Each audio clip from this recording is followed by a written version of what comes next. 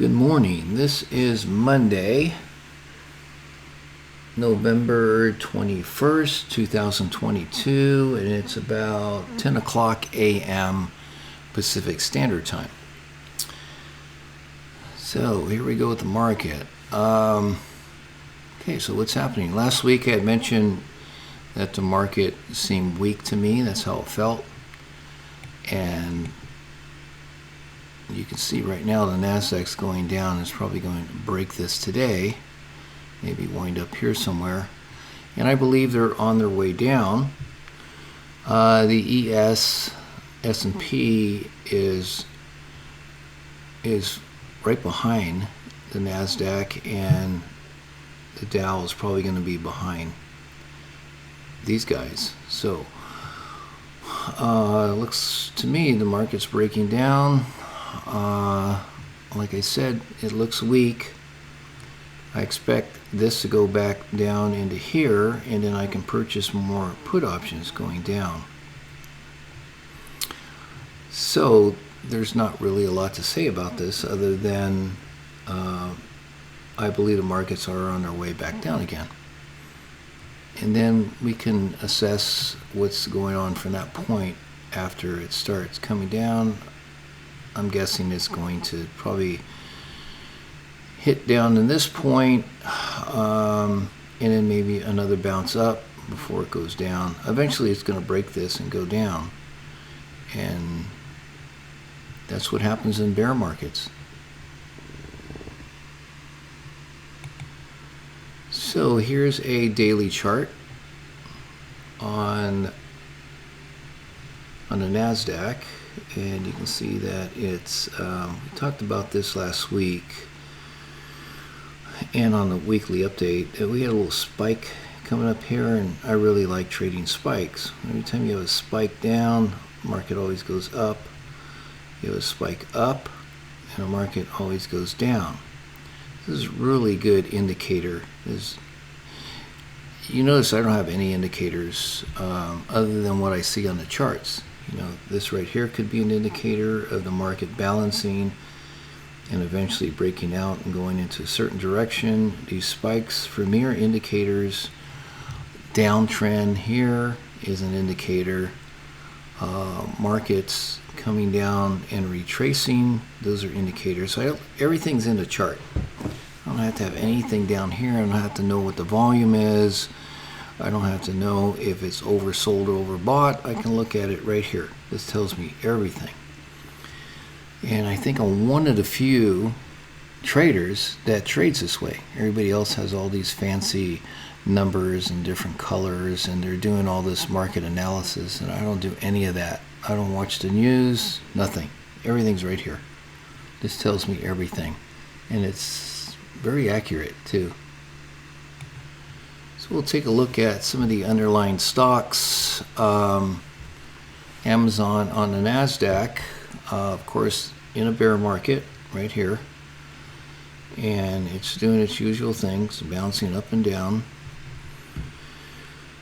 And last week or the week before, I believe it came up, started here, and it just shot straight up.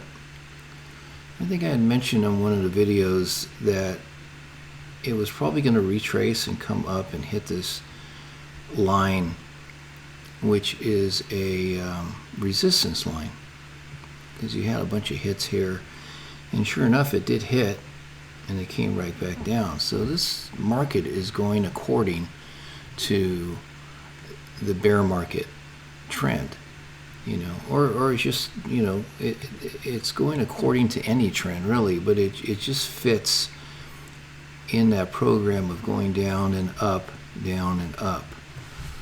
And because we are in a bear market, each low, here's a low, each low is lower, or you can say each high. This high is lower than that one. This high is lower than that one. This high is lower than that one. And it keeps going down. That's what happens in a bear market. So we'll take a look at Tesla. I bought Tesla this morning, and it's already down.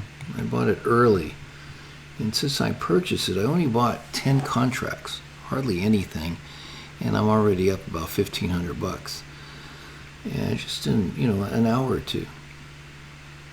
Goes to show you the leverage you have with options on this thing. I could have bought more, but I'll wait. I'll wait for the next bar to go down, and then I'll buy again, because this actually is a brand new low.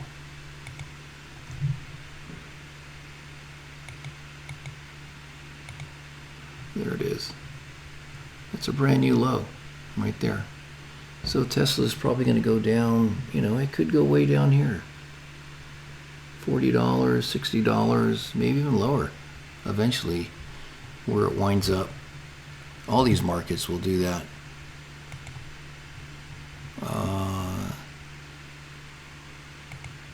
Same with Amazon. Amazon probably go way down into, I'm guessing it'll probably come down into the double digits down here, maybe even single digits. Come way down here until it's finally done. This is a very good pivot point right here. Once it breaks this line here, it's just going to take off big time down here, and probably pretty fast too. Very important line right here. And it came down and bounced off that line, came up and it bounced off of this, another important line. And eventually when it breaks through here, it's just going to free fall.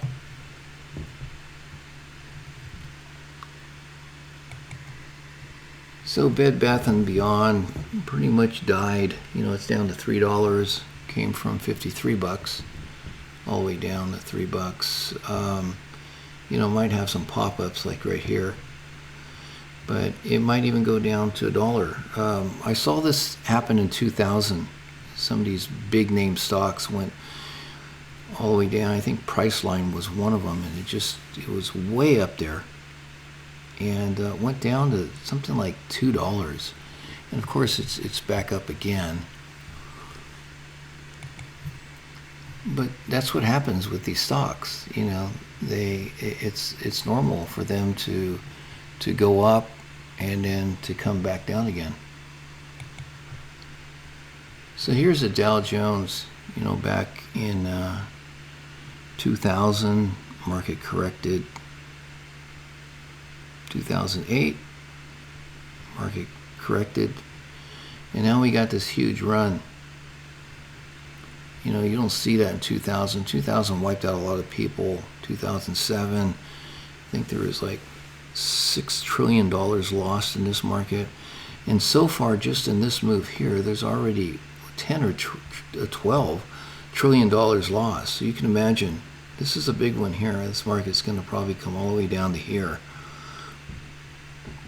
before it starts heading back up. And that could be several years from now. So you got to keep in mind that prices change, but not the percentage. So even though this came down 50%, this one's only down, I don't know, what is 25%. So if it equaled what that market did back then, it'd come down somewhere around here. If it equaled what it did in 1929, which this is actually supposedly worse than 1929, 1929 came down 90%. So 90% would bring it way down into here somewhere. And I'm sure that's what's going to happen. And it's going to take a lot of these stocks with it. Eventually it'll come back up. But here's a problem. These long-term traders, or investors, they want to stay in the long haul. It doesn't work that way. That's never really worked. Because first of all, you got to account for inflation and in taxes when you go to sell. So you're basically at break even or have lost money. So it's all set up. Like I said, these markets are set up. They're controlled. These people have been doing this for a long time, so they know how to get your money. Same as a casino. You walk in there, they're not going to want you to walk out with their money. and they're going to expect you to put that money back in. And the same thing with this. The market goes up, comes down, people stay with it, and they start buying more. And it goes up, comes down, they start buying more, and it keeps going down. And it's the same old story. So I'm not sure what people are thinking. There's always corrections. This is probably, if this is anything like 1929 or worse, it took 25 years for that market to come back. That means your stocks, you probably won't see the value of your stocks in 10, 15, 20 years. It's a long time. If you learn how to trade in the markets, you'll see that this is a buy-sell game. You buy here, you sell here. And people don't know that all they're doing is they're buying. They're not selling. You can't make any money unless you sell. So I don't know what people are thinking, that this is going to keep going forever or not stop, and that just doesn't happen. So here's a PDF of these are stock market crashes from 1637. You can see all these crashes that happen, in the 1700s, 1800s. These are all the different countries. 1907 was a pretty big one, and of course 1929. It lasted over 4 years. It's a long time. But then it took 25 years for it to come back. So 1937, there's another one. There's just, it's very, very consistent in how these markets correct. And so I don't know why people go in long term and not expect a market to correct. They always do. Here's the proof right here. 2007, 2009, 2015.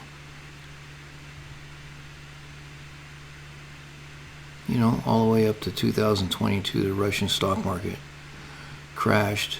And then ours, United States. The U.S.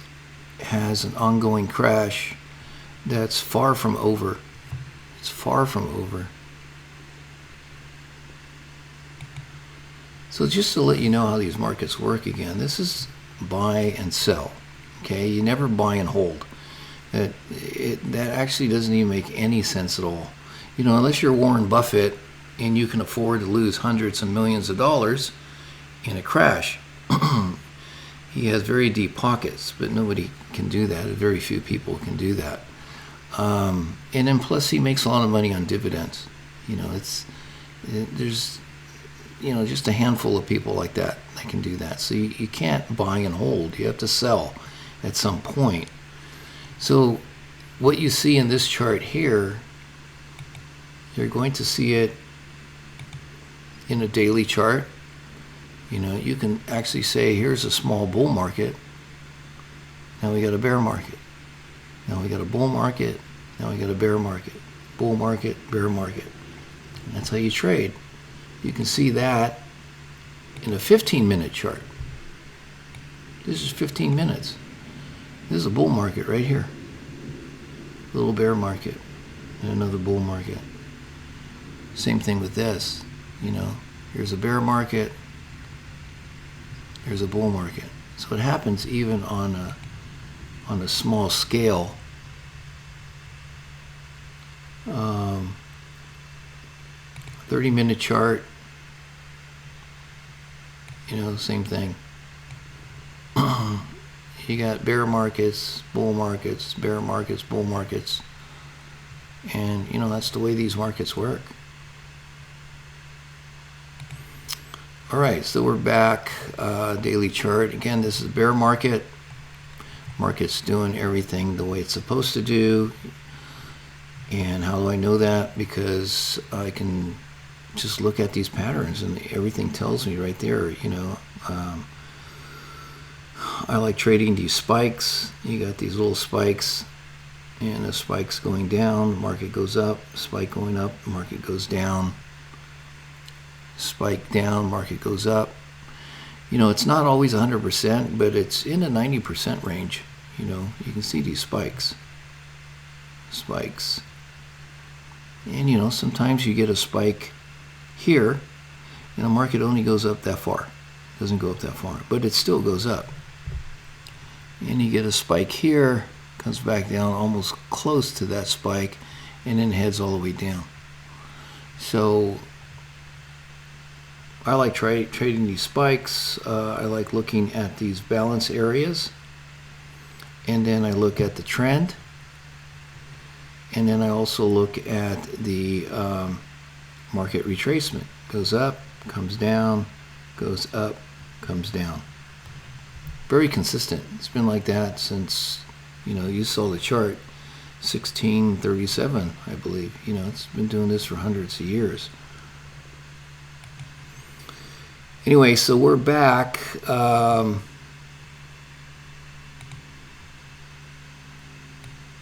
You know, where's this market going? I believe it's going to start heading down now.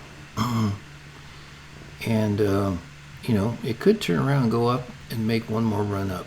You know, that could be. But for now, I don't really see that.